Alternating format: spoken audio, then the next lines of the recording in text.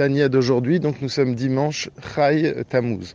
Donc on a expliqué qu'effectivement, toute l'idée du Ta'anit, eh bien, ça vient comme un cadeau, ça vient comme une offrande que l'on donne justement, comme avec l'exemple d'un Meller, eh bien, comme un roi, eh bien, justement, on a envie de renouer le lien avec le roi, donc on achète des présents, un cadeau, et c'est comme ça qu'il faut concevoir l'idée de jeûner. Mais le Admorazaken dit dans le Perek Dalet que nous commençons, que ça, ce n'est pas le Inyan de la Tchouva. La Tchouva pure, la Teshuva pure, c'est justement d'abandonner le fait de faire des fautes. Et maintenant, de manière profonde, le Admorazaken a envie de nous expliquer qu'est-ce que ça veut dire l'idée de la Teshuva dans le Sod, dans la Chassidoute, de manière profonde. Alors, il commence à nous expliquer que la Teshuva, c'est quoi? C'est Tashuv He, c'est faire revenir le He.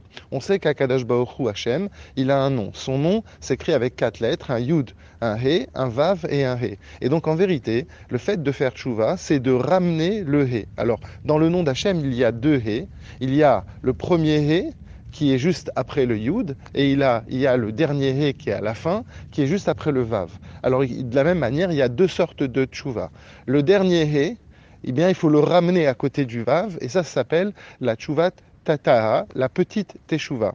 Et puis, il y a le He qu'on rajoute avant le Yud, c'est-à-dire la deuxième lettre. Et bien, à ce moment-là, ce He représente la Tchouva Ilaha, le fait de faire une grande Tchouva. Et maintenant qu'on a compris ça, qu'il y a 2 styles de Tchouva, eh bien, on peut essayer de comprendre une idée. On dit que celui qui a fait une Avera qui est lié avec le fait de faire de la semence, de sortir de la semence en vin, eh bien, on dit que celui qui fait Zera Levatala, eh bien, il n'a pas de possibilité de faire Tchouva. Alors, à ce moment-là, on dit, on ne comprend pas comment se fait-il. Akadosh Baruch Hu, il laisse toujours l'idée de la tchouva. Même quelqu'un qui fait Avodah Zara, il peut toujours faire tchouva. Donc qu'est-ce que ça veut dire qu'on ne peut pas faire tchouva? Et il répond que non, c'est pas qu'on ne peut pas faire tchouva, c'est que la petite tchouva ne peut pas aider justement à ce niveau-là. Il faut faire une grande tchouva.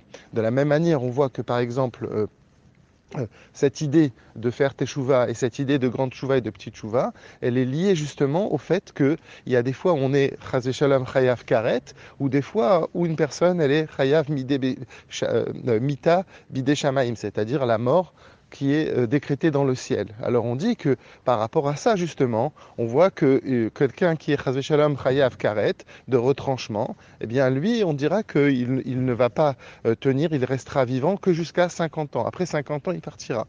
Et celui qui est bidé shamaïm, eh bien celui-là, eh bien il partira après 60 ans. Comme on voit par exemple le cas d'un Navi Sheker, d'un faux prophète qui s'appelait Hanania ben Azour, que lui, il est parti très tôt il n'a pas fini son temps dans ce monde matériel. Alors le Admorazaken termine dans le Perek Dalet, il dit ça on comprend pas très bien. Pourquoi? Parce qu'on voit bien qu'il y a des gens qu'ils n'ont pas une vie forcément dans Torah et Mitzvot et ils écoulent une vie dans ce monde et ils dépassent les 50 et les 60 ans et ils vivent correctement sans aucun problème. Donc tout ça, on va commencer à l'expliquer dans le Perek Dalet. Qu'est-ce que ça veut dire être Hayav Karet? Comment c'est possible de faire une grande tchouva et une petite tchouva?